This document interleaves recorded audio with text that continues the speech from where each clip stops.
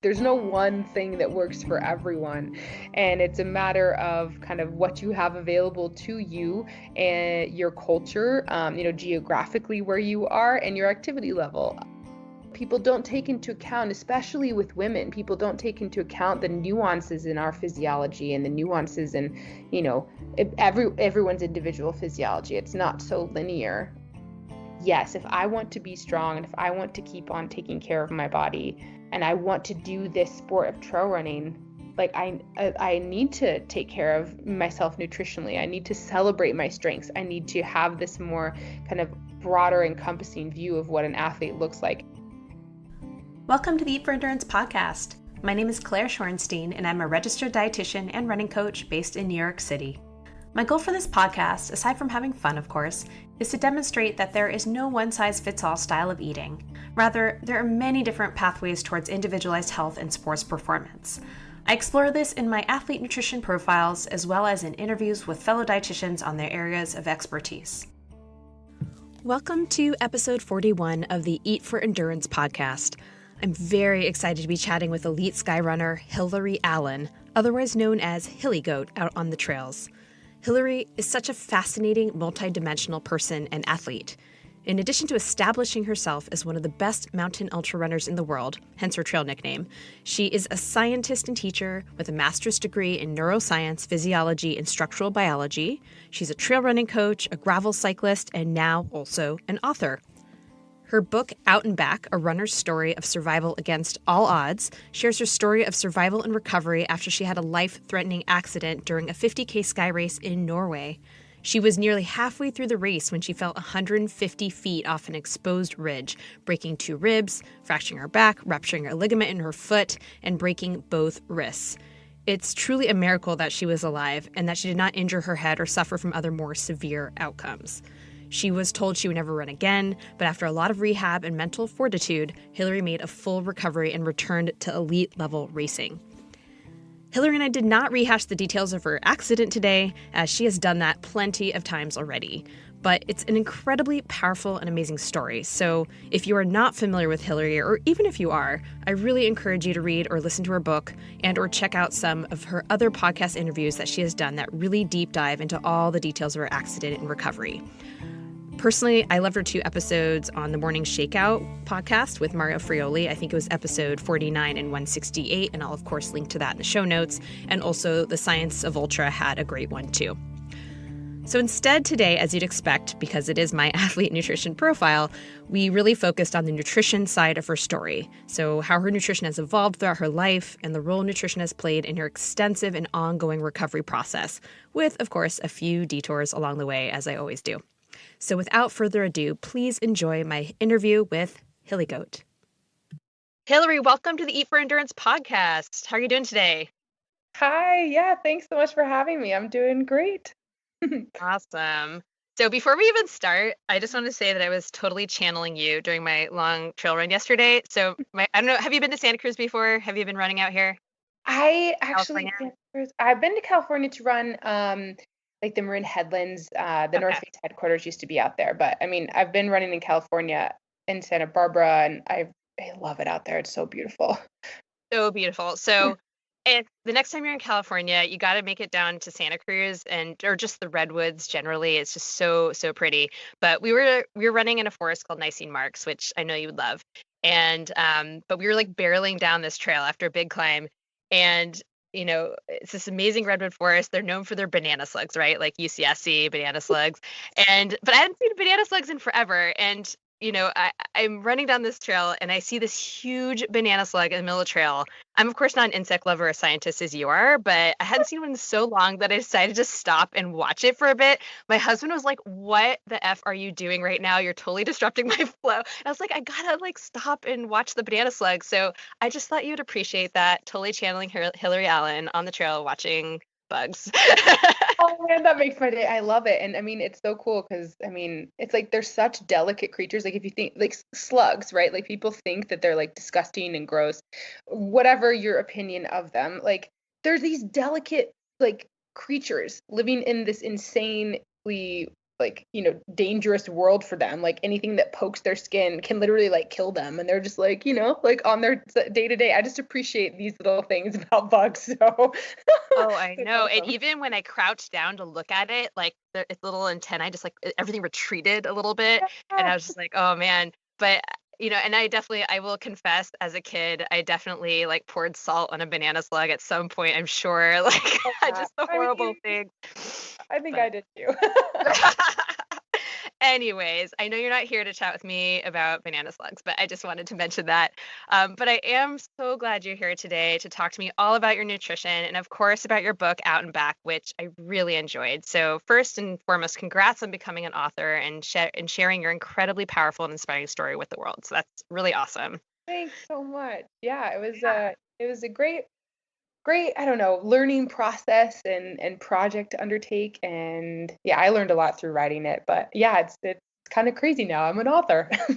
Yes, you are. You are many things, and author is just one of them, right? Yeah. You're very multidimensional. You've got a lot going on. But of course, in your book, you do write about food and nutrition here and there, but understandably so, it's not your primary focus. You're primarily focusing on sharing details of your athletic career, the accident in Norway, your surgeries and other challenges of recovery, your return to running and competing, and the many, many lessons you learned along the way, right? All that makes sense. But I know we have a lot to uncover on the nutrition front because not only does nutrition play such a key role in the daily life of a healthy athlete, but it's of the utmost importance to a successful healing process after injury and especially post surgery. And of course, you've had many, many injuries requiring many, many surgeries, right? So, the lots to kind of dig in there. And on top of this, as you write about in your book, your relationship with food and body image has not always been a positive one from what you described. So, really excited to kind of explore all of this from a nutrition angle. So let's dive in. I do kind of want to start on something totally off topic with a random question, though, just because we were just talking about slugs, and I'm really curious to hear your take on this, as an insect lover and all that. So I want to know what your take on insects is as food. I know, and I know this is totally random, not at all related to your book or anything else, but because you love insects and this is a nutrition podcast, and I was thinking about this as I saw this banana slug on the trail, I was like, oh, I have to ask Hillary about this. It's already part of many cultures, but not yet common in ours. And, some people argue it's a very sustainable and more affordable way to get protein. So I'm just really curious what your thoughts are and if you've eaten any bugs before. Yeah, actually, that's an interesting question. It's something I've thought about before. I mean, I love bugs because they're fascinating, right? They're just these. I mean, I'm a chemist too, so it's like they're just perfect examples of like pheromones or like how like little chemical signaling things like these little teeny creatures can exist in the world. So I love bugs for many reasons. And I actually, as far as nutrition goes, like I agree. I think it's a pretty sustainable way to get protein. I mean, and also like, so as a kid, I had geckos and lizards as Mhm. pets. And so I would feed them crickets. And so I had like a little kind of like cricket colony that I would have to like feed the crickets, and then the crickets could like feed my lizards. And it was a really cool example of just like going up the food chain. And I mean, something I think common in a lot of cultures, like crickets, are something that you can kind of grow up on a mass productive scale, and it doesn't even really take that much space or time to do so. I actually think it's quite beneficial, and it could be quite useful if you can kind of get over that the thing that you're like eating crickets. I mean, I have actually eaten bugs before, whether that's purposefully like trying to munch on some crickets. I have actually, like at the museum, I remember you could get like a sucker with a cricket in the middle. Yeah. Yeah. um, but also just, I've tried it because I've traveled a lot, and so in different cultures it's kind of like more acceptable, and it's like a little, if you can get over the fact that you're eating a bug, it's kind of like crunchy, like I don't know, umami kind of flavor. But and I mean, it's just like, it's just, I don't have a problem with, I eat whole food diet. I eat, from every food group. So, I don't have a problem eating, animal sources for anyways, so this is something that doesn't matter to me. But yeah, I think especially from a sustainability standpoint, it's incredible, like what you can do if you just kind of get over that fact. And Yeah. I'm gonna call it the yuck factor, I guess you right, can call it. I don't know. Like, I also have tried bugs and just when I was traveling or whatever, and it's just like, oh God, I could have to really force it. But it is a very acceptable thing in certain cultures, and it makes me. I'm just curious. I'm very curious and intrigued about it, only because, there are a lot of people who are turning vegetarian or vegan for environmental reasons. I mean, obviously there are also other reasons, but um, I don't know. I'm just curious where this is all going to go and if it would ever become an acceptable part of the Western diet, I guess you could say. yeah. And I mean, I know talking about diets can be such a polarizing topic. Yes. But I always go back to science. I always kind of go back to how, we evolved as humans and from a chemical standpoint. And I think especially as women, it's really important to kind of there's certain things that you can't get from plant sources that you actually need to in a bioavailable form that's coming from an animal source. And so that's always been my take.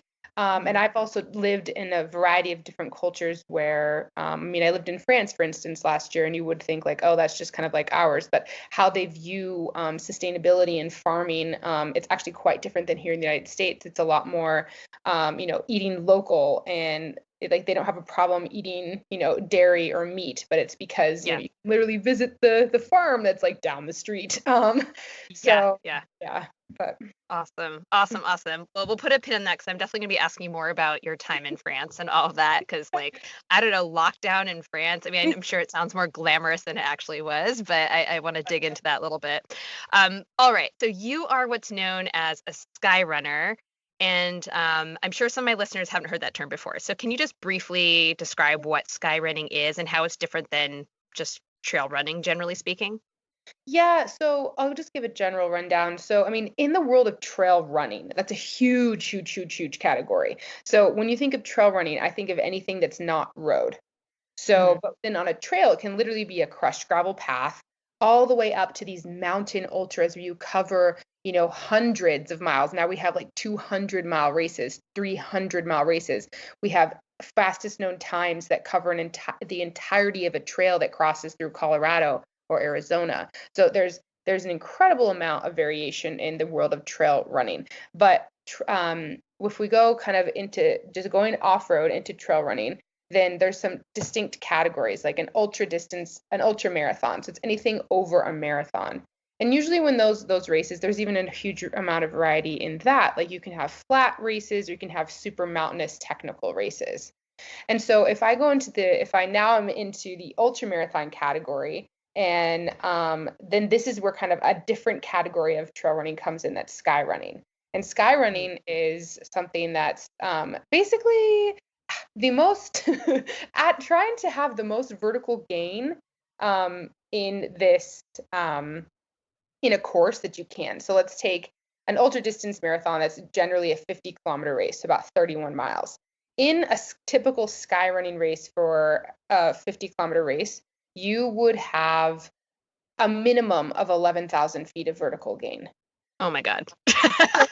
And so That's gnarly. if you start to think about it, you cut that in half because like you have to come down that. So in a 31-mile race, 15 of those miles, you're going up 11,000 feet like as a minimum. And so so typically if you think about it, you need to have some pretty steep and direct routes, up and down some of these mountains. So that's where sky running, it's generally steep, pretty technical mountainous terrain. And um that's kind of how literally I accidentally got into ultra running. I discovered this knack for running uphill and I loved it. And I kind of just on practice, I got better at the descending technical terrain. And those are kind of the most fun races I've just really enjoyed them. And so then that's kind of what I got my specialty in.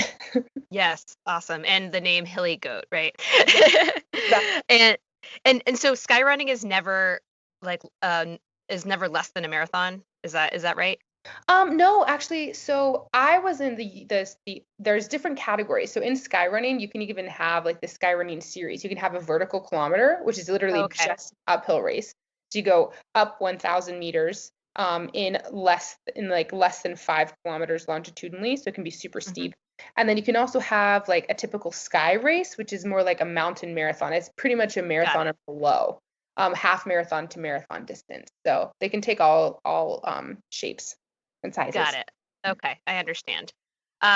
And mountain ultra running or sky running is, of course, super high risk, and you've experienced this fully given your accident, which we're not going to get into today because you've done that enough times, and everyone can read your book and listen to all the amazing podcasts out there. But I'm only going to ask this because this literally just happened, and this is your sport. As maybe some of my listeners are aware of, there was a really big tragedy in the ultra and trail running world in China on Saturday with 21 runners killed due to severe weather, and that was the Yellow Riverstone Forest 100K. And again, I know this is not related to nutrition, and I know details are still emerging, and there's an investigation and all of that. But I was just curious what your thoughts are on what happened, and just in the context of your own experience with like the risk and accidents and all of those things, and generally like how do you prepare for the risks that go along with your sport? So maybe it's like things you bring along, like obviously there are gear lists that races require and suggested and required, and there are of course always things we can't prepare for, like what happened to you took a step and the ground fell out from under you, like there's nothing you can do to prepare for that. But I don't know, I just wonder if you have any thoughts on this, whatever you feel comfortable sharing. Yeah, and first of all, I mean, it broke my heart when I read this, and so as we get more information, can see exactly what happened. But it's a huge tragedy, and I think this is not meant to sound callous. It's just a matter of fact that no matter if it's a race, no matter if it's a training run, no matter the occasion, but when we go into the mountains, we are assuming risk. We are taking on a risk. And I think just because it's a race does not mean that there's less risks, or that, this is a case in point why races require certain materials, right? Certain race kits, but this is and emergency blankets, like, and I'm thinking UTMB, where we literally have a hot weather kit or a cold weather kit that we're required to bring with us, because if you're going up and down in extreme and elevation changes, there's differences in thousands of feet, and there's differences in temperature, and storms can come in. And so this is something like it's the risk mitigation and risk management. And just because it's a race doesn't mean that there's any less risks of the people, and responsibility for the people doing the race to to make sure that they're equipped themselves. And then also, like, if God forbid if something happened, that that they can take care of themselves. And I'm in no way saying that it's like it was the fault of these runners at all. Like, mountain storms can come in, and that's why it's so scary to go up in the mountains. And it's just something, to me, I'm really offering no, like, solution, but it's just, it's a scary reality. And it's an example of something that happened to me. It's almost kind of like a numbers game, that every time when we go into the mountains, that there are risks that we are accepting. And it's just something that we need to think of on a daily basis. And it's definitely something after my accident that I've always been cautious about this. But even just putting that in the forefront, and being prepared from, it's whether you're telling people where you're going, or especially if I'm here in the United States, having a little spot tracker or thing with me that I can phone for help if something happens, whether that's like taking the classes for first aid, or wilderness first responder kind of things to have you be prepared, groups like this kinds of stuff. And also, I think, honestly, the most important thing that I've learned from all of this with risk management and acceptance of risk is, if I'm going for a route in the mountains that day and something feels off and I can't explain it, I choose a different route. I listen to that voice inside of me now, that if something, if I don't quite feel focused, or I don't quite feel like on, that to me is an indication that, okay, well, maybe I need to like change what's going on today. Yeah. Yeah, thank you for that. I appreciate that. It's so sad, and I mean, this isn't my sport, but I just given it's yours. I wanted to ask you about that. Right. Yeah. Um, all right, so let's move on. You are in recovery again right now. You broke your left foot recently, which sucks. I'm so sorry. And you had another surgery, but I see that you just started weight bearing again, which is great. So talk to me about kind of what you were up to in terms of training and racing before this happened and kind of where you're right now in your whole recovery process. Yeah, and so, I mean, I think it's actually kind of ironic that this injury happened like right when my book was coming out, and it was almost kind of a silver lining of being able to slow down, really focus on the like on my recovery and the book kind of launch, and almost rereading my words with new appreciation. And so before actually that happened, when I broke my foot, and I actually didn't realize that I broke my foot. I was training pretty hard for this kind of like big launch event that I had come up with to Everest Green Mountain, which was going up and down Green Mountain some number of times to reach the elevation of Everest, which is 29,032 feet.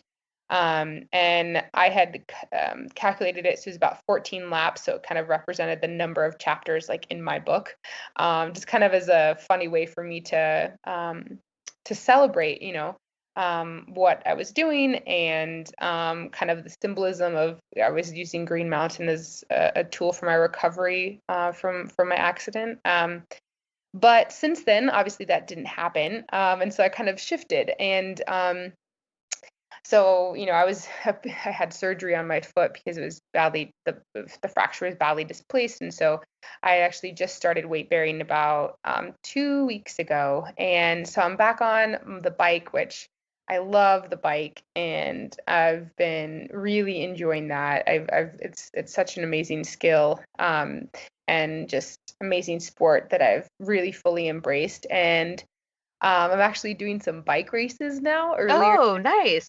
yeah, and so that's been a really fun way and something to kind of look forward to, break up my year, and then, focus on some longer, fast packing, which is, a long time on feet, but, less running. And Hmm. so kind of doing that early season, and then I'm gonna, see how the recovery goes, like take it day by day and try to get strong enough to race in the fall. And so I'm feeling really fortunate that I have the bike, and I'm feeling really excited about doing some of these races. And I'm combining some bike races with some um, uh, book tour traveling. I'm going to take some big road trips this summer and fall and combine some, like, I'm calling it unconventional book tour.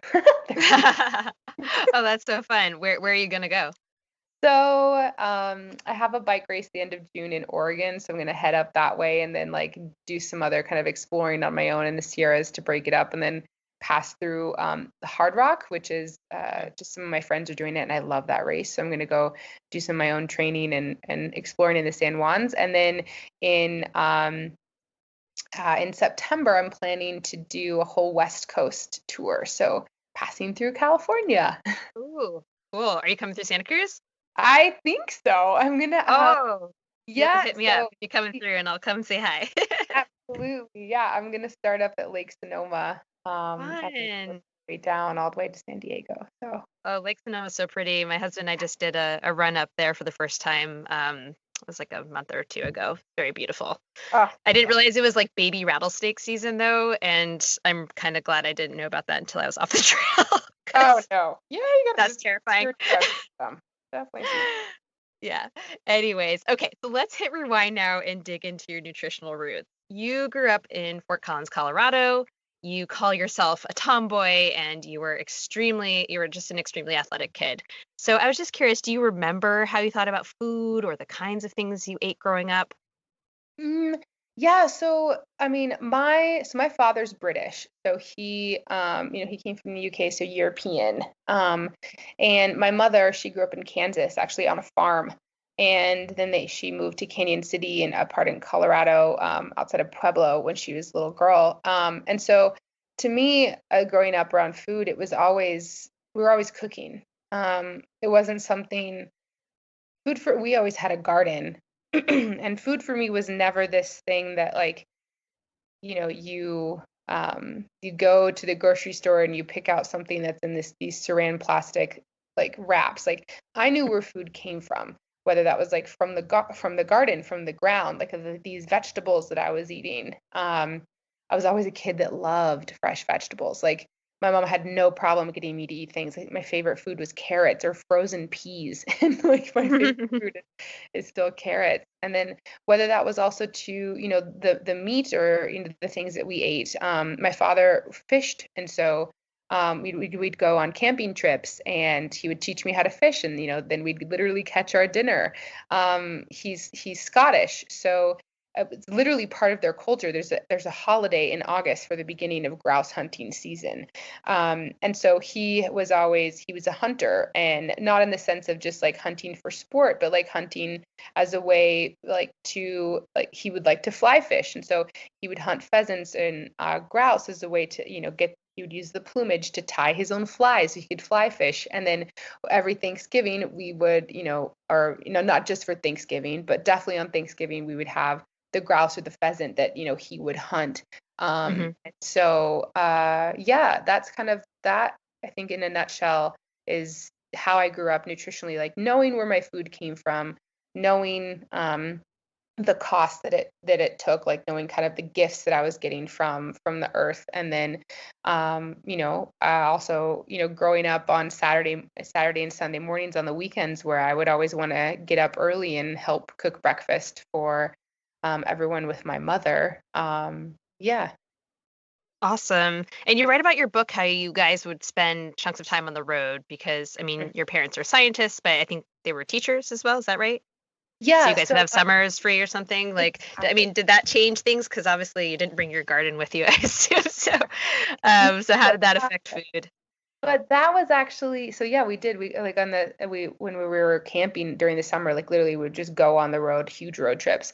But I mean, we'd always have a camping stove. So like, my mom would be making either meals or like, we'd always be buying fresh produce, like, and so we'd be cooking on the road. And that was also the really cool thing, is because there's farmers markets.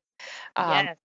Throughout the summer. And so that's how we would go, and we would, stop at the local farmers market, get kind of the things that we would need, and then go, and then, we'd be at our campsite and be cooking. And then also, like I said, like for fishing, so my dad would go fishing, and that's what we were having for dinner. But always, it was always cooking. I remember my mom would always, it was my favorite when we would go camping, like these breakfasts that my mom would cook, like cooking things over an open fire or her little camp stove. It was just, oh man, it's like nostalgic.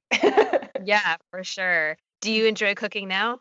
Oh, I love it. It's like one of my favorite ways to unwind, and then also just I love having, it's my favorite way to connect, to bring someone else, and share a meal with them. Learn what they like to cook, or cook a meal for them, showing them, that I care about them, or catching up over the day. I just really like cooking. Awesome. Do you tend to use recipes or do you kind of throw things together? I use recipes for baking because I really like baking. But then once I know a recipe, I like don't even need to look at it anymore. Yeah. But then usually when I'm cooking something new, I'll kind of look at a recipe. But then it's just kind of improvising. Awesome. What is your favorite kind of savory thing to cook, and what is your favorite thing to bake? Savory, I think curries. I mean, we're so now that we're getting into the summertime, uh I know it's not really cooking, but I love like just improvising on different salads and things like this. I Hmm. think you can just do a lot of cool creative things with it. But in the wintertime, definitely like curries or chilies are really good. Yeah. And then favorite thing to bake would be tarts, like a French tart. I have this amazing recipe and I love it. Ooh, yum, yum, yum. And so you grew up playing a ton of sports, and you became competitive in tennis in high school and later in college. And I'm just curious, were you making like a connection at all between food and performance, or did your diet change at all, or was it kind of just the same thing? You were just eating the whole foods. You had your garden, your mom was cooking, you guys were cooking. Any kind of thoughts there? Yeah, so I mean, Honestly, when in high school and things like this, like I was just so intuitive with my body, like giving it what it needed. And so I would listen to kind of what my body was telling me as far as energy demands and needs. And of course, I knew that there was some link to it. My dad is a food science human nutritionist, in fact. Not the fact of like a nutritionist, like this is what you eat. He was a researcher. Had a Yeah, yeah. PhD in chemistry and then applied that to biochemistry. And so his research topics were like looking at, for instance, omega-3 fatty acids and the role that played on, lipid cell integrity and cell signaling and all this kind of stuff. And so, I knew that there was obviously importance to this. And so I figured I was always well educated. I mean, I loved having dinner conversations with my father because he was the one that was saying, like when we had these trends of like non-fat, low fat, Yeah.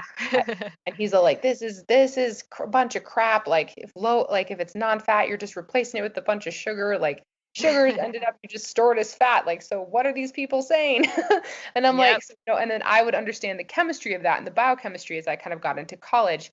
And so I always saw that from a logical point of view, but it wasn't until I was in college, when I was, in a competitive environment in tennis, where I started to question what my body was actually telling me, what my body was telling me as far as like, listening to it intuitively of like, tell me when you're full, tell me when you're hungry, like what foods are you craving? Like I always ate healthy.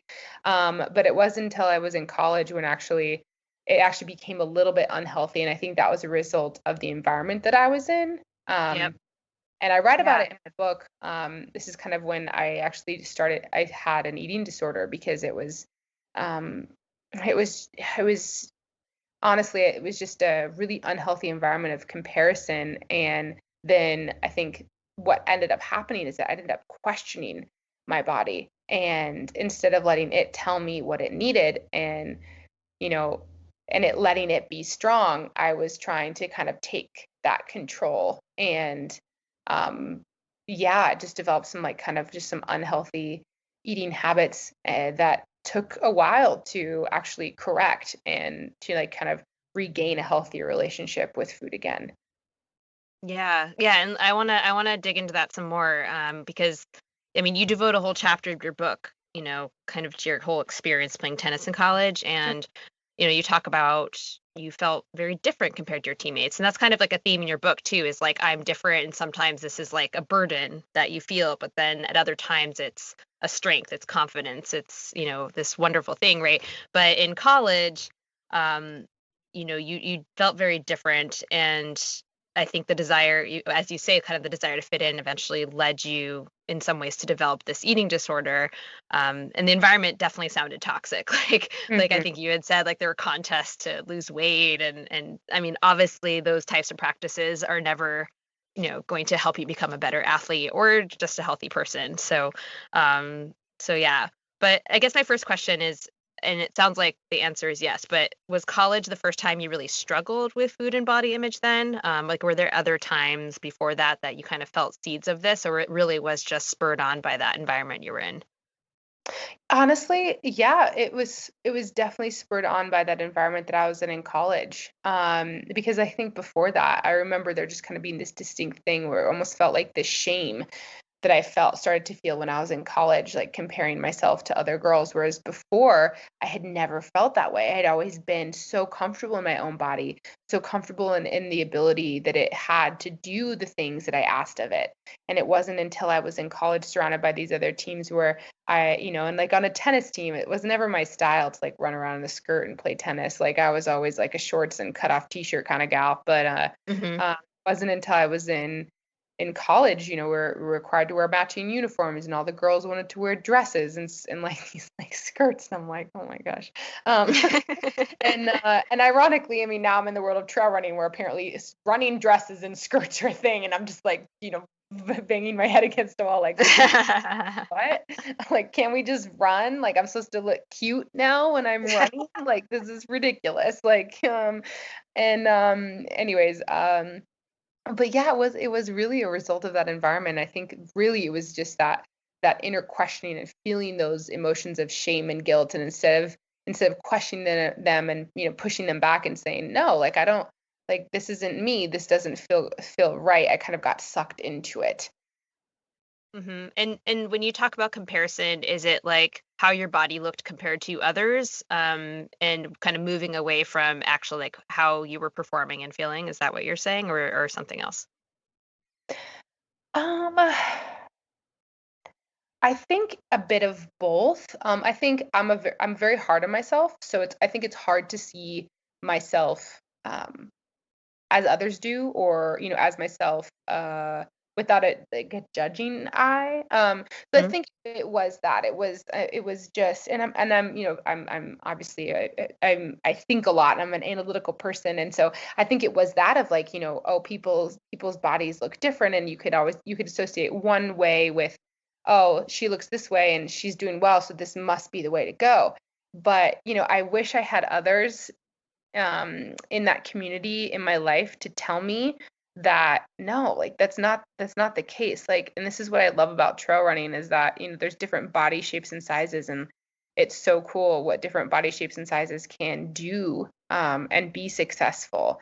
And it doesn't necessarily have to mean, and I'm very scientific, and so I would think about sports, and if you want a higher VO2 max, like literally the denominator is kgs, so kilograms. So it's like the less you weigh, the higher your VO2 max. And so it's like, so that could equate to performance. But people don't take into account, especially with women, people don't take into account the nuances in our physiology, and the nuances in you know everyone's individual physiology. It's not so linear. And yeah, so I think kind of it's easy once you kind of go down that road, if you start thinking about it so matter of factly and analytically. um hmm Yeah, yeah. I mean, lots and lots of people are always drawing the line between losing weight and, being a faster cyclist or being a faster runner or whatever the case may be. And of course, people want to lose weight for more reasons than just pure performance. They want to do it for a number of reasons. But yeah, it's a tricky thing. It's a very common thing, especially in the athletic world. But yeah, I mean, so you were kind of in this environment, you got sucked into this disordered eating disorder world. How long did this go on for? I know you say in the book that you checked yourself into a treatment program at some point, but kind of how long were you struggling with an eating disorder, and kind of whatever you feel comfortable sharing in this area? Yeah, so I would say it was pretty serious throughout college. Like, and I realized that, because, and more mentally, I got the help that I needed. But this was because I just felt trapped. Like, it became this more, not really from a physical standpoint, of course, like there are physical repercussions from that. Like, I did definitely saw a decline in my athletic performance in tennis, because I had lost weight, and like I needed more power and strength, and I had operated better at a like with more muscle mass, and because I was restricting, I wasn't able to maintain that level of power. And so, but then more so, the reason why I chose to get help, and this was, I mean, it started my freshman year of college, so like pretty quickly.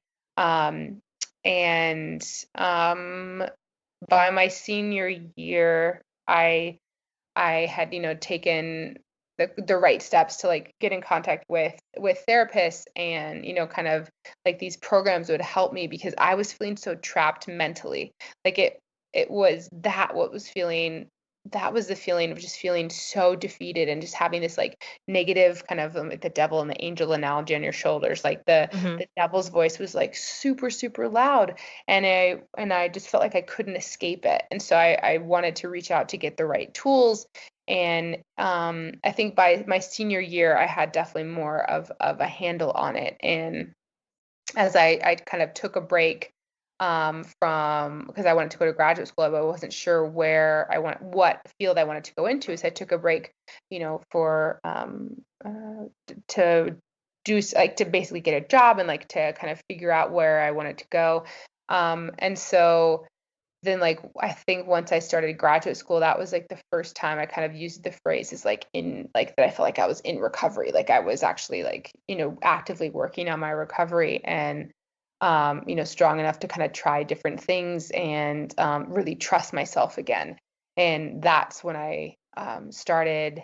That's actually when I found trail running, and that was a really integral part of my recovery because it was something that really saved me. It was something that was almost proof of principle. Like I had all of this experience and all of these these tools now kind of in my toolkit from the therapy and from different experiences and working on my recovery for years at that point, breaking the habits, because that I think was what I was working on in college. And so then once I was in graduate school, when I found trail running, it was this proof of principle of like, yes, if I want to be strong and if I want to keep on taking care of my body, and I want to do this sport of trail running, like I need to take care of myself nutritionally. I need to celebrate my strengths. I need to have this more kind of broader encompassing view of what an athlete looks like and what it means for me to feel strong and confident and capable in my body, and kind of ignore the other pressures and things that I would, that noise, so to speak, that kind of what got me into this mess in the first place. And so it was kind of a really beautiful thing that it was something that actually strengthened my recovery as opposed to impeding it, which, is something Mm-hmm. I was hesitant with, because especially when stepping into the realm of professional sports, and there's a whole nother realm of pressure, especially, it's like, I think the most common things that professional athletes talk about is training and diets. And I'm just like, Yep. okay. So I was because I've had all these tools, and, I know what it looks like for me as far as being triggered, and what I need to avoid or what I need to stand firmly in. It helped me to kind of to ignore that noise and to do what was right for me.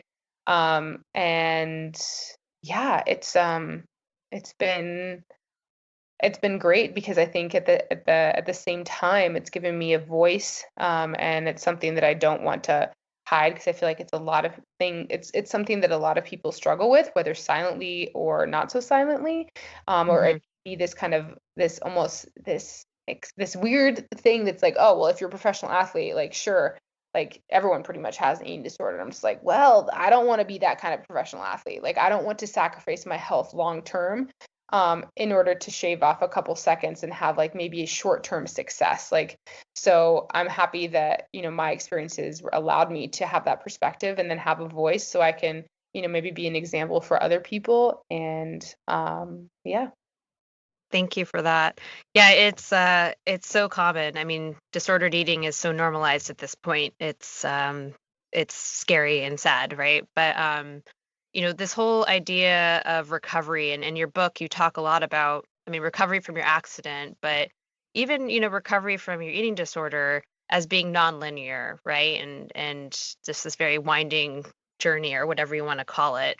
And being in recovery from an eating disorder, it's not like, oh, I'm cured, I'm done. Like, everyone has days where that ED voice comes back and gets loud. How do you kind of get through those tough days? As I'm sure that that voice or that noise, as you say, or you've been triggered or something like that. How do you kind of get through that these days? Yeah, and and certainly this is, I mean, we talked about injury at the beginning of this, is like that's actually, Mm, I mean, sometimes that voice can get super loud. And just because I've had an eating disorder and, in recovery, or quote unquote recovered, that's like, recovered is like italicized and like in, quotes, because it's a continued journey, right? It's something that's always going to be a part of me, just like my accident and trauma. It's like something that's always going to be there, but it's just having the tools and knowing what to do when kind of that voice or those pressures, those thoughts get louder. And especially like in times of injury, for sure it gets louder. yeah, And I I'm could, gonna ask about that later. right, and For I could for sure like sit there and beat myself up about it. Like if I'm having a rough day, even if I'm not injured, if I'm having a rough day, or I like, see some other runner who I think like looks better or whatever that might be, right? And I then start, comparing myself to them. It's like knowing, okay, like if this is not productive, or taking a step back and, using your tools. And for me, what that looks like, it's journaling. Like writing has always been such an important part of my recovery. In fact, I think that's when I really started using writing as a tool. And it's really interesting now that like through my injury recovery and accident, writing has been the tool that's allowed me this freedom of expression. And it's the thing that allowed me freedom of expression through a different recovery in my life. And it's really cool now that I've have, kind of a book to show about it. And Mm-hmm. I feel like writing is a cool way because it at least my vision for my vision for the book was to create a community like between the lines of the pages and the papers and the words, is that people read my experiences and then they can insert their own experience, and it's almost just like this sympathy or empathy and this new community that can be formed because of it.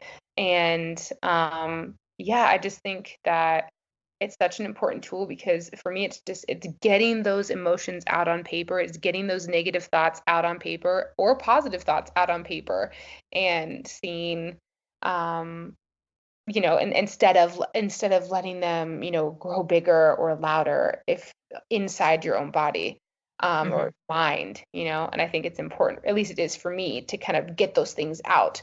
And so then it's like, okay, now what else you got, like now how can I deal with this, and how can I problem solve? Yeah. Awesome. What advice can you give to younger athletes, maybe high school or collegiate athletes who maybe struggle with disordered eating or eating disorders, kind of before they get to that point of like taking that step as you did to seek treatment and they feel trapped or stuck or they feel pressure. They feel pressure to do whatever, like what advice or maybe what advice would you give to your younger self is another way, I guess, of phrasing it. Yeah, so, and yeah, this is something, and I think it's really hard because I think girls and boys, anyone, like once they get on that team sport and it's a highly competitive, and you see what other people are doing and you're like comparing yourselves. It's like, I think athletes are definitely type A competitive people, and it can seem overwhelming. And so honestly, I think first of all, it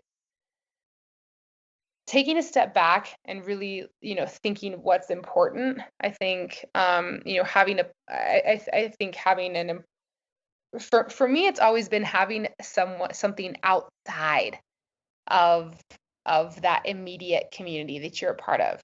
So like you mentioned at the beginning, like an author is just only one thing that I do. And because it's important, I think, to have different things, to have different ways that you define yourself. And so that, like, if you only define yourself as a runner and you're a part of this cross country team, and all of a sudden you have a bad race, and then you think, oh my gosh, like this woman, she did better than me because she's skinnier than me. Like, I need to lose weight. And like, then it starts spiraling, right? If you can set yourself back and you can say, okay, well, I also have self worth. And because like I also have these other interests that like make me feel full or feel like a whole human being. It's not just this, you put all this pressure and these kind of eggs in one basket, so to speak. I think that's a really good place to start, because then it can provide perspective and it can provide this idea that you're not just one thing. And even it, like, kind of the ebbs and flow of athletic performance, it's almost normal, like, and also just having role models that can have like a more balanced, positive, realistic view of sport than just like this linear progression. You're always supposed to be stronger, better, like. Hmm. Yeah, no, for sure. And you're of course you're a trail running coach, so I assume you kind of provide that role model role or you've kind of filled that role for your clients, I imagine, and especially after going through what you did and having, kind of these little detours away from your recovery to recover again and again. You can lead by example, and obviously it's never easy. No one's ever saying it's an easy thing. It's an extremely challenging process, um, but yeah, I think I've heard you say in other interviews that I mean, it's made you a stronger and better athlete in person, but also I think a better coach in some ways. Yeah. Yeah, absolutely. And actually that's a huge passion of mine, is to kind of be that source of not inspiration but also just perspective for other people. Yeah, no, absolutely. All right, let's dive into your running career. You said that you started running in graduate school. You were, of course, studying, or you were getting a PhD program. Is that right? While you Yes, started running? Yeah. yes. Awesome. I went to school in Iowa to play tennis, and then I moved back to Colorado for graduate school, and I was in a PhD program for neuroscience and physiology. Yes, and you got into running and discovered that you loved it and did some longer distances and hit the trails. I know I've heard kind of in some other interviews that one of the women, I guess she was coaching you, and she was herself like, or is herself like an amazing trail runner and got you into all of that. So I mean, by the time we get to this point in your life, you're already a seasoned athlete. It's not like you're new to sport, like you were training and competing and doing all these things. But obviously running is a whole different beast and running long distance. So I'm kind of curious just to hear about just generally now, like you're in this period of kind of being, quote unquote, in recovery or recovered from your eating disorder. Like, did your everyday diet kind of fall back to what you were doing before with kind of just leaning on more whole foods and all of that? I know you were out on your own, where you started to cook more? Kind of what did the everyday diet look like? And also kind of talk to me a little bit about nutrition in the context of distance running as well, and kind of what you were learning there in these early days. Yeah, and so definitely I was able to kind of go back on what I had learned. I'd always been, like someone who loved to cook and like a healthy eater. I have done a lot of traveling, as in undergrad throughout my whole entire life, like in the United States and also abroad. And so, especially with trail running, this is something I loved a lot about racing, because I got to race internationally, and so Hmm. I got to experience the culture and of the mountains, but also the culture of food around different communities and different mountain cultures, and that was so great because I was no longer afraid. So I was able to try these different foods and to kind of incorporate them and see how other people ate, and just based on what they had available to them, and or like culturally what they were doing. And so that was actually really fun. And this is also something that my father has told me, from the beginning of time, is that, that there's no one diet for everyone. That's literally the Hmm. thing that nutritionists can agree on. It's like there's no one thing that works for everyone. And it's a matter of kind of what you have available to you and your culture, geographically where you are, and your activity level. And so that was just a really cool proof of principle for me. And then so then I kind of got to, when I come back to the United States, I kind of incorporate what I liked from the different cultures, and then was able to incorporate that into my nutrition here. And then it was also cool because it would ebb and flow. So like when I was in the United States and I didn't have maybe access to like the great cheeses like in the French Alps, like Yes, you know, yes. I wasn't, import like paying a bunch of import costs and like eating that as much here. Like maybe my fat sources would change a little bit to like nut butters or something like that, where those aren't as good in Europe. And so it'd be kind of cool with like the ebbs and flows, and it would change seasonally, where I was, and the different times of year.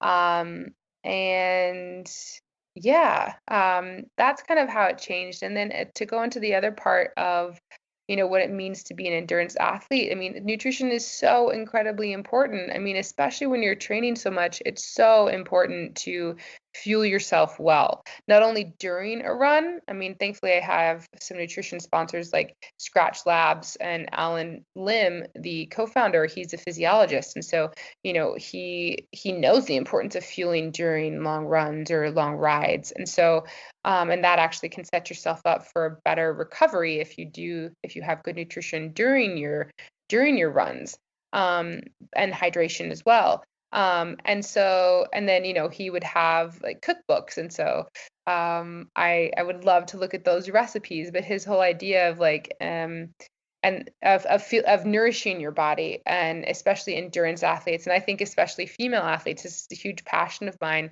A lot of the data out there, as far as, and trends in diet, there's one thing that's out there right now that just like drives me insane, is that, this whole idea of like fasted running, Mm, have fat yes. adapted and fasted anything. And I argue that no one should do it, especially if you're an endurance athlete, but certainly no females should be doing this, because we're already fat adapted. We already, we have more free fatty acids in our blood, like just as a baseline. So we actually metabolize fat a lot more efficiently than men do. So we don't need to train that anymore because we're already good at it. But then women do better in a fueled state. And so it's like you can set yourself up for like low energy availability like this, and just kind of a cascade of effects. Pretty actually, it takes very little to do so. And I argue it takes even less to do so if you're already an endurance runner. And so, or, high performing athlete. And so, yeah, so, I mean, I think it's extremely important. And I mean, I also work with a nutritionist just to make sure that I'm like getting in enough. Like I know how to eat well, but it's like having those checkups and to saying, okay, like maybe let's, dial this up a little bit more. Or, when I was dealing with my injury recovery, is of speaking with this nutritionist, Will Benitez, and he was able to help me, pay more attention to kind of some like little supplements and things that might help in my recovery. Or for instance, bone broth, or like things like this if I'm, trying to rebuild more bone, or like collagen, and have, better like bone and joint health. So different things like that, or, at different times of the season when I'm doing more intensity versus more endurance work. I think you can kind of get into the nuances, but always with this idea in the back of my mind of balance. And I view nutrition, I think the two ways that you can actually have the best, you can optimize your kind of your performance as an athlete, is have good nutrition and sleep. And also, it's like, for me, it's this balance.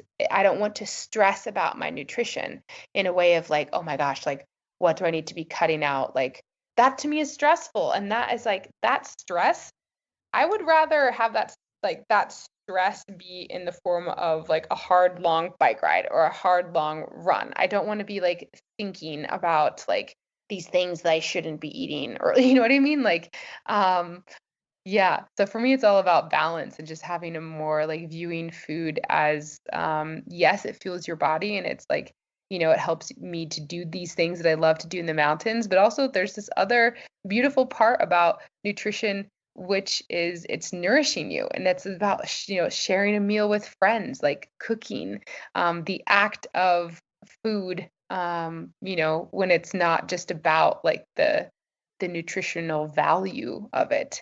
Um, Yes, I love it. Amen to all that. Love it, love it. Thank you for sharing all that. I want to unpack some of that though. So let's back up a little bit because we covered all kinds of awesome stuff in there.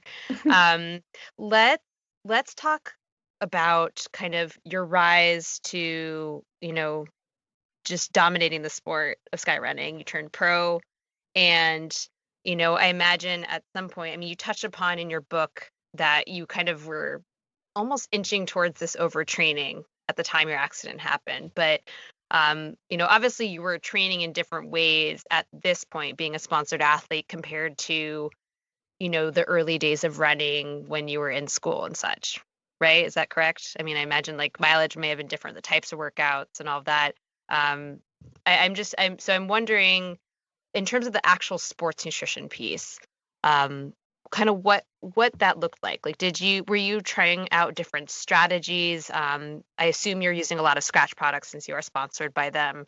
But yeah, maybe you can just kind of talk a little bit about your general sports nutrition strategies during training and racing. What are your favorite products and how you use them and such like that? Yeah, and so yes, for sure, Scratch Labs is actually one of my first sponsors.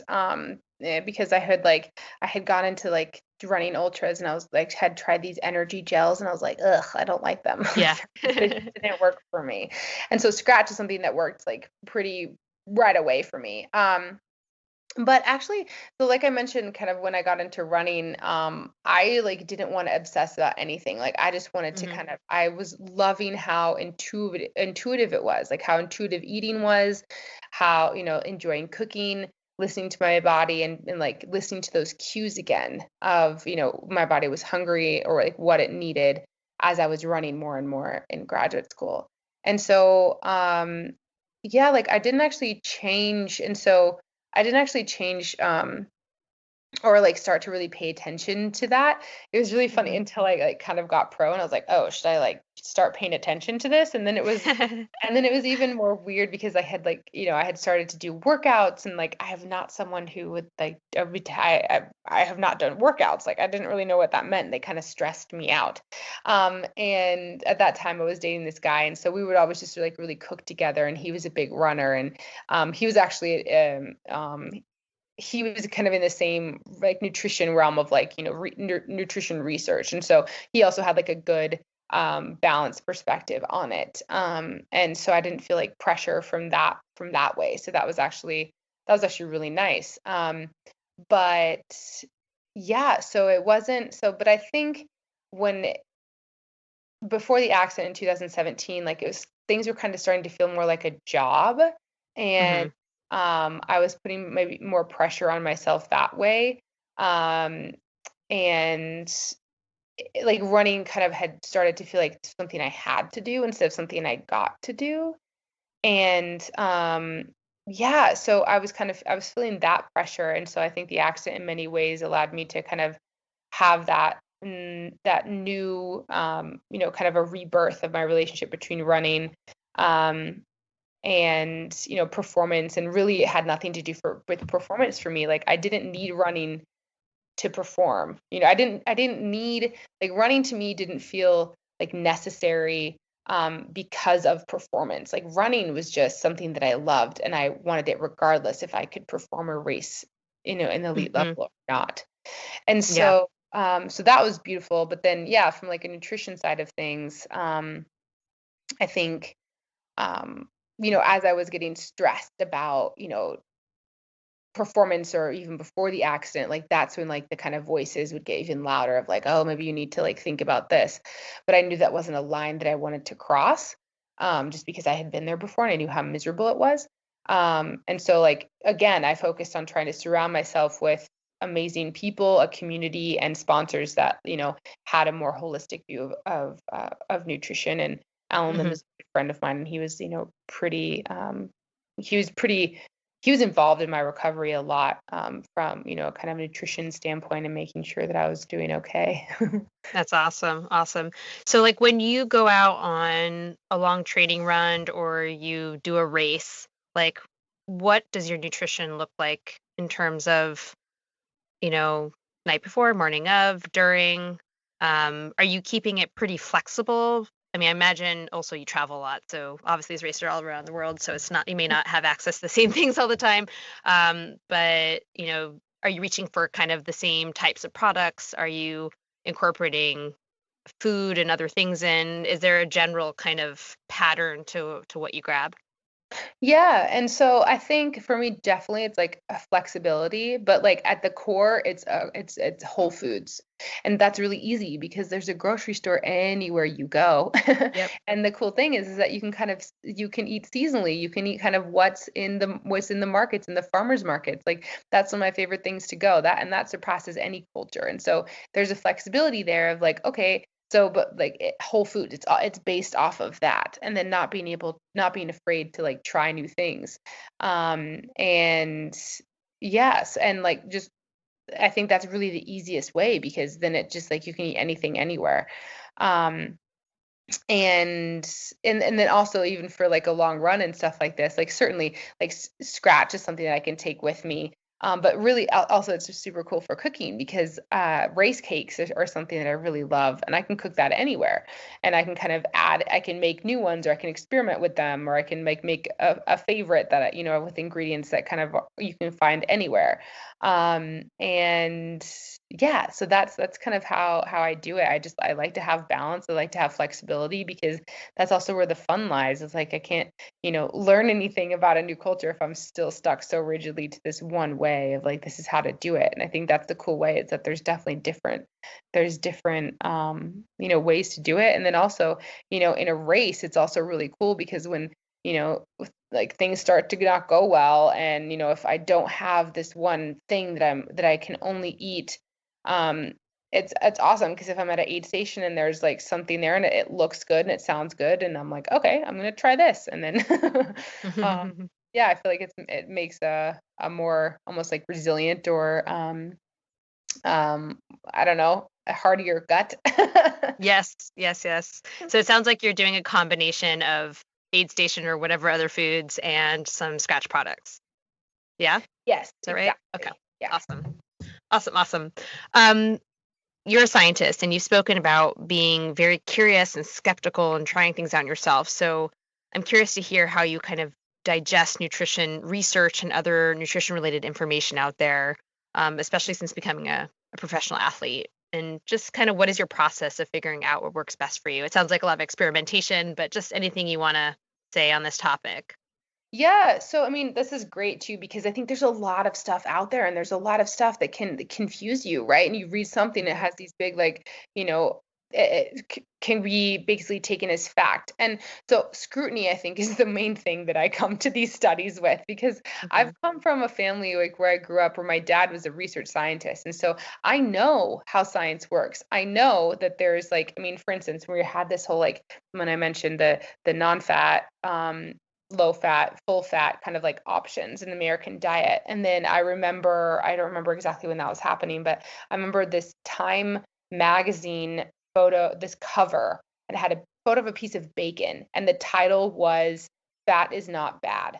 And I'm like, well, no shit. Like I knew that. Like I knew that from the very beginning. Like my father's a food science human nutritionist. He researches fatty acids. Like okay, like I know that fat is important in your diet, especially as athletes. Like I would not eliminate that. Like this is ridiculous. So like I know that there's like the ebbs and flow of researchers, and like there's these trends, especially in like kind of um diet culture and all of this stuff. It's more kind of a marketing scheme. So I come at it like with like a label of scrutiny, and I know how to read scientific papers. And so like you look at like kind of the athletes that they're studying and kind of the different parameters, so then I can kind of, I come at it more from a scientific standpoint, but then also I think about it from a personal standpoint. If something that like kind of sounds crazy, or if this thing doesn't make me feel good, for instance fasting, then then maybe that's not for me. But it's also just being able to kind of like cut out the noise and realize like,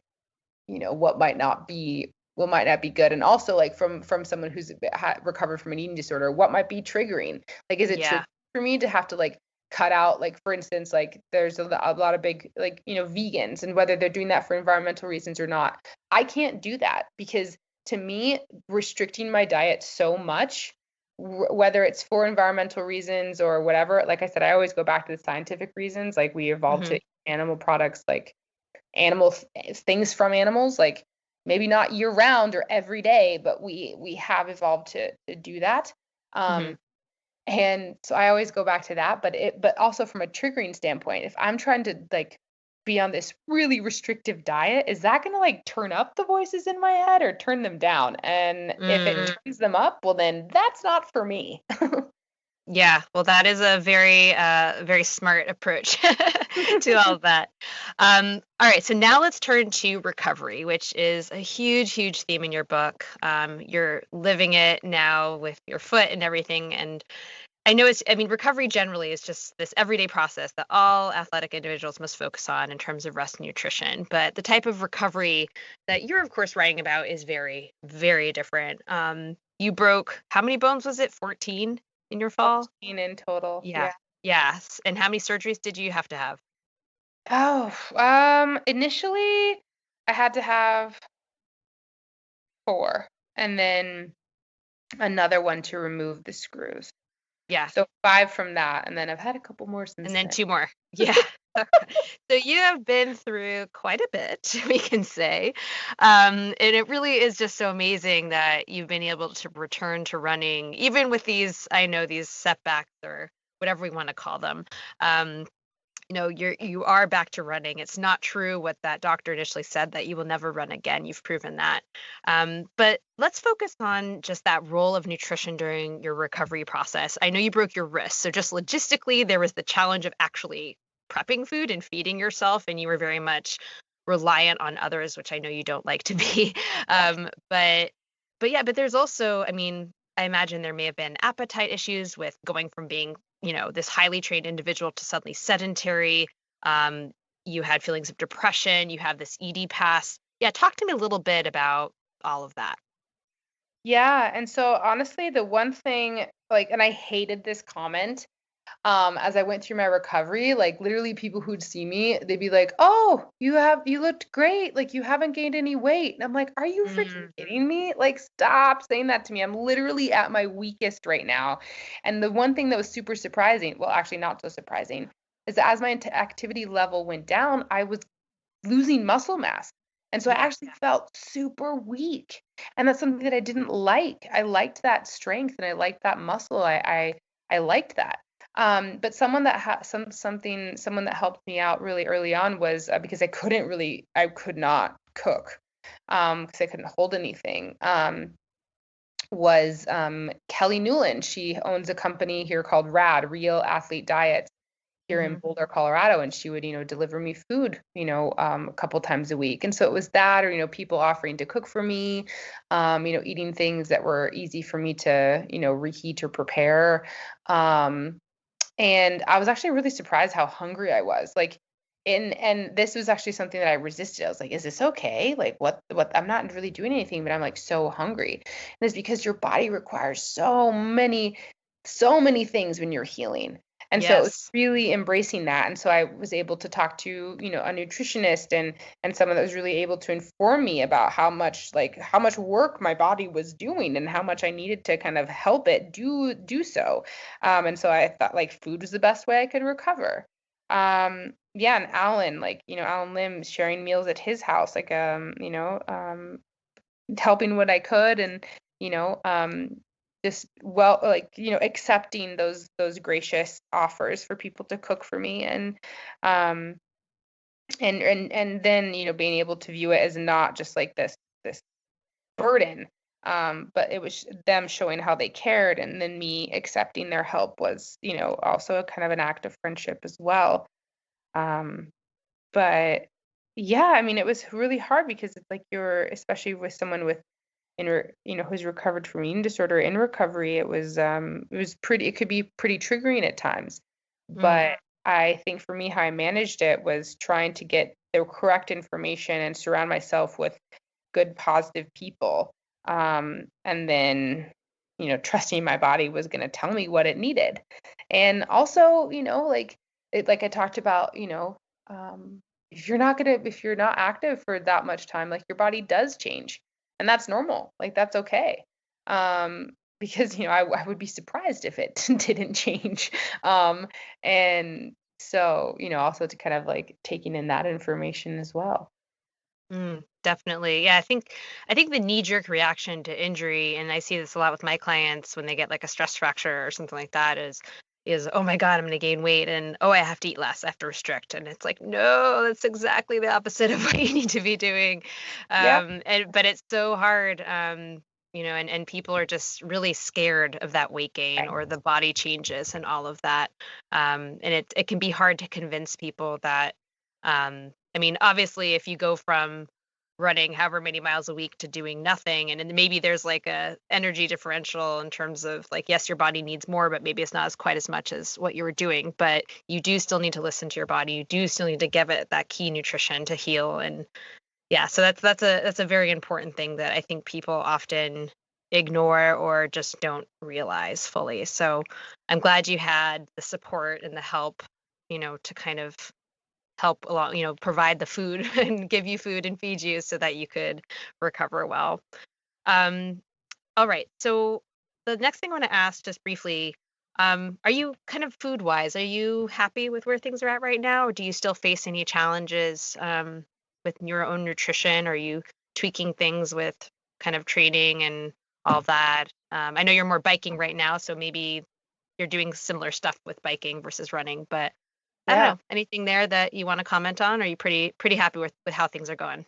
Yeah, I mean, whether it's biking or running, I think movement is movement. So, it's like listening to kind of what you need. But no, I'm really happy. I mean, just focusing on, especially as I heal from um, this foot fracture, it's, focusing on like the little things like supplements or like things that support my nutrition, like good sleep and sleep hygiene and this kind of stuff. But no, I think it's yeah, I'm in a good spot, and I mean, I love it when the summer is coming out. It's like now it just means like new vegetables and things. Yes. And What like more supplements fruits are you and taking? vegetables.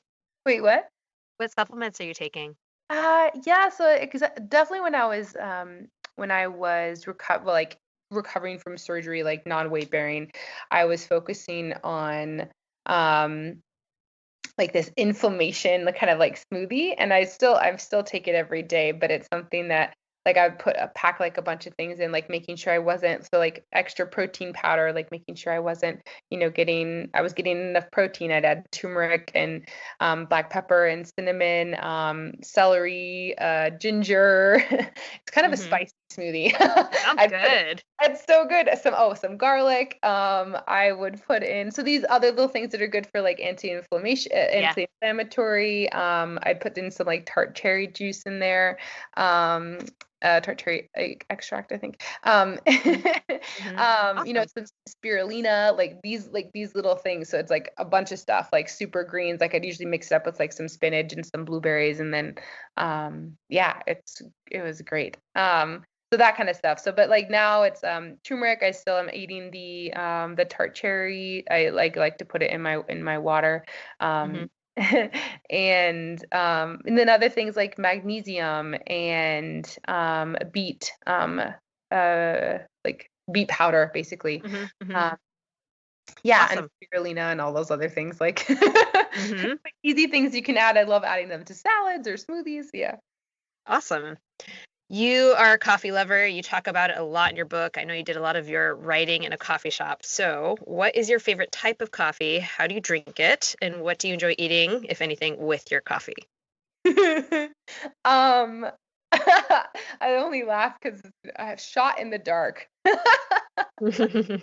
So it's basically coffee with espresso. And Nice. and like in the afternoon, sometimes if it's like yeah, I usually just drink coffee in the morning, but if it's like in Mhm. later in the day, I'll put some like oat milk or something in it. But yeah, usually I just have it black.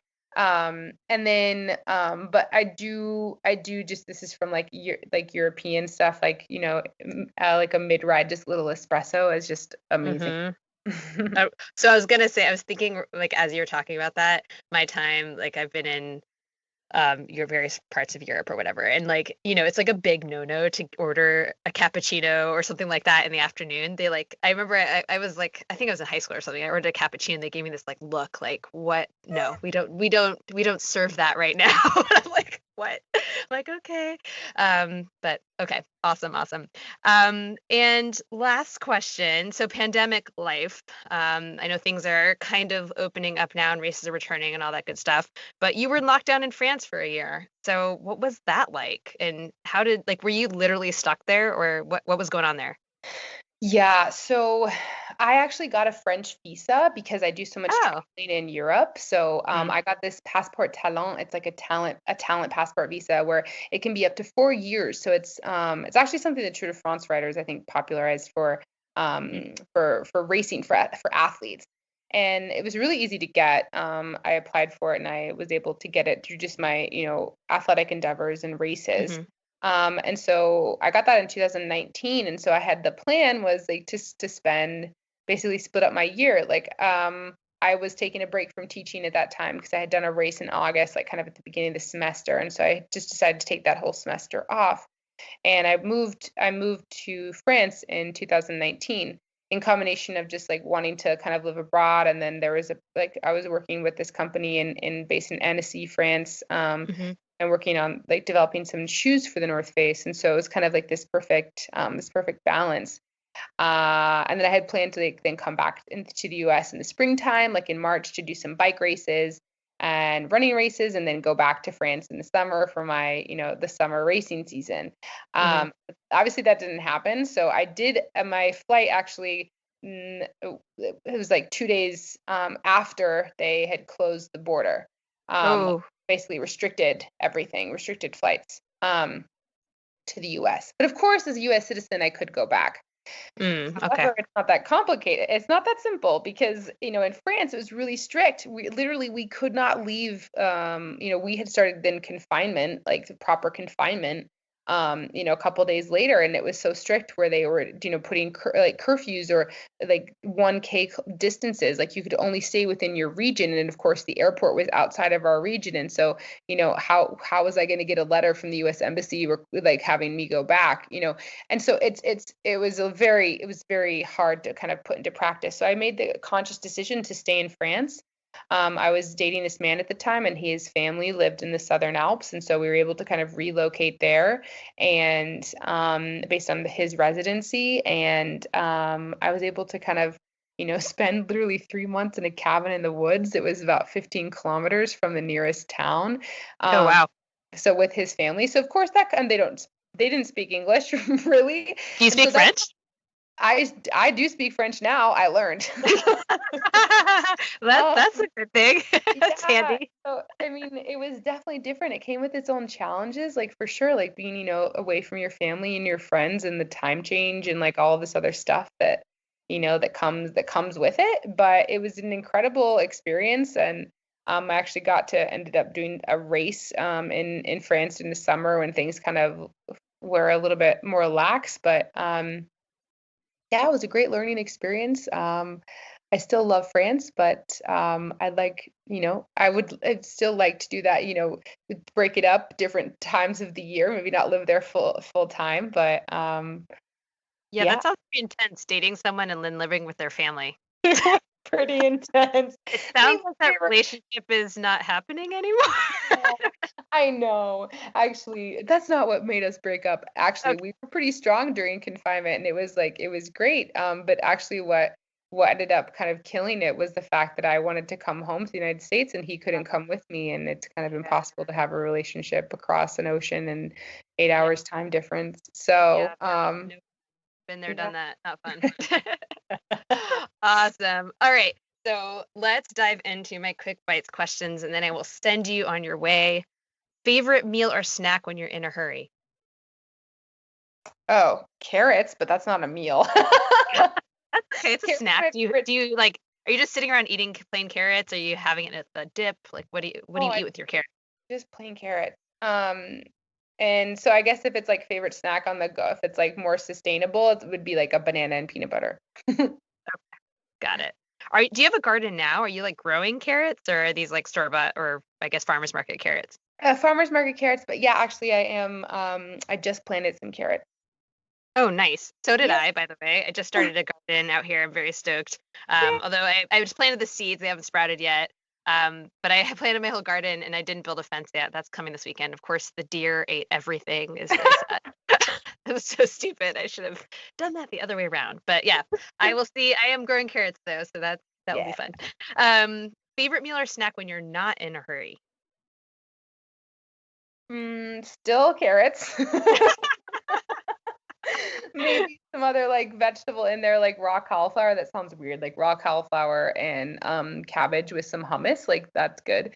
And meal. I really love, especially in the summer, I love salads. And one of my favorite things is like purple sweet potatoes and like Brussels sprouts. Yeah. You can like cut them up and like with any vegetable that you want. Usually it's like Brussels sprouts or like broccoli or something. You bake them in the oven, and then I can kind of like make my salad and I can kind of put that on top of it. I don't know, like things that involve baking, or if it's like I love making curries. Yeah. Are you making like your own dressing for your salads? Yeah. And actually, So one of my favorite ones is like Dijon mustard, like the mustard seed, like so it's, and then you can just add some olive oil to it, and some balsamic. Nice. Really good. Awesome. Yeah. Awesome. What is your favorite thing to have after a big race or a training effort? Ooh, probably like French fries and ice cream.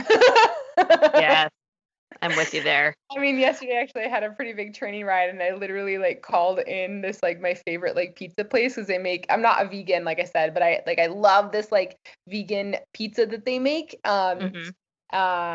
It's just because it has like a ton of vegetables, and so like I can add like Mhm. goat cheese to it if I want. So Yep. like literally Mhm. like ended the ride at this place. It made Nice. like a cooked salad on my pizza. It was great. That's awesome. Food just tastes so good after like a big effort like that, for sure. Yeah. What's your biggest cooking catastrophe? Um, oh, I don't know. I mean, I can tell you one from my mother. I Sure. really haven't had one, but like That's my good. mother, like she like forgot about something like on the stove, and it was like on simmer, and she like left it on there, and she like went to go run an errand, and the whole house was like smelled of like burnt for like super long. Oh God, that's not good. That's Probably, not I mean, good. like, I don't know. Some of that is like where I've just like spilled. I was like in a hurry, and then like I like Sure, spilled everything and like had to sure, start sure. over. Yeah. What is the most bizarre or exotic food you have ever tried? Ooh, and this is really funny because my nickname is Hilly Goat. I've eaten a goat before. Did you like it? Yeah, it was delicious actually. And I mean, and Goat I can be also, quite good. what? Goat can be quite good. I've had it It before was too. really good. It was in Haiti. Mm, And I've also eaten crickets. yep. Okay. And If you grass. eat eggs, if you eat eggs, how do you like your eggs cooked? Ooh, either like over easy, like sunny side up over easy, or soft boiled What is your favorite beverage? bubbly water. Nice. What foods remind you of growing up? Carrots. Yeah, I know. Carrots in the garden. Carrots, and then like waffles. Like I would always make those with my mom. What's your favorite ice cream flavor? Vanilla. Top 3 items of gear that are most essential to your active lifestyle. Ooh. Um, oh gosh, a running pack, a good pair of shoes. Oh gosh, this is really hard. I would say a helmet, because you need that for a bike. Oh, I don't want to make you choose between your sports. I Let's do know. It's this so right hard. There's now. so many How things. about right in this moment? It sounds like the helmet is more important. I don't know. Yeah. Hey, at least it wasn't like a month ago. Then I guess it would have been your scooter, right? I know. Oh my gosh. And I would just say sense of adventure and flexibility. Oh gosh. Awesome. Well, thank you so much, Hillary. This has been really fun chatting, and I really appreciate your time today and sharing your story. And again, loved your book. Everyone should go check it out. Out and Back. And I didn't do the audiobook, I actually read it, which was really impressive because I don't get much reading time. But I don't know if you saw that picture. I was like reading a lot of it on the plane while my baby was like asleep on me. Yes, I saw it. That was awesome. I'm so glad that you liked it. And yeah, thank you so much for this conversation. This is wonderful. Awesome. All right. Well, I wish you the best in all your biking and your recovery and the rest of your book tour, your biking van, whatever it tour, and all of that. Be well. Thank Bye. you. Okay, Bye. bye. And that wraps up my interview with Hillary Allen. I hope you all enjoyed my conversation with her as much as I did. She's such a fun and cool person to talk to, and we certainly had a lot to chat about today. If you haven't already purchased her book, it's of course available as an audiobook or a regular book, so I highly encourage you to check it out. I really enjoyed it. It's a great story. Or as I linked to, you can check out the other interviews she's done if you are interested in hearing more about her story, especially the details of her accident and her recovery. Really, really recommend it. It's a very powerful, inspiring story. And other than that, just a quick update from me. I'm, of course, now in California. We moved on March 31st. It was very, very stressful and things were very bumpy for a little while, but we're on the other end of it. It's now mid-May, so excited just to be a little bit more settled. I'm here actually recording in my mother's walk-in closet, which surprisingly has some great acoustics. So now that I have a little space, I guess you can say, that I can escape the kids and close the door and record, I'm going to try to be lining up more interviews for you guys and, kind of get more on the schedule. So stay tuned for all of that. I know I also kind of announced on Instagram a while back that I was looking for some recreational athletes to interview for a recreational athlete nutrition profile series that is in the pipeline. And if you haven't already reached out and you are interested in being involved, then please just shoot me an email, eatforendurance@gmail.com. Otherwise, other news, I entered my first race in over 2 years recently, which is super, super exciting. I know, a lot of people, a lot of you guys are getting back into events and racing, which is amazing. And I'm actually doing a trail half marathon in June in Santa Cruz. So that will be super fun. I'm still hoping to enter a longer event of some kind, either a marathon, maybe a 50K in the fall. I just haven't identified which one, but really excited just to be getting back out there and racing and running with other people. It will be very, very fun indeed. Anyways, that's all for today. I always ask you guys, if you haven't already, to leave a rating or review on iTunes, or just generally to spread the word. I'm always trying to grow my audience and share my love of all things running and sporting and nutrition with everybody. So would love to get the word out if you can help me with that. I hope you guys are all doing well, and until the next time, have a good one.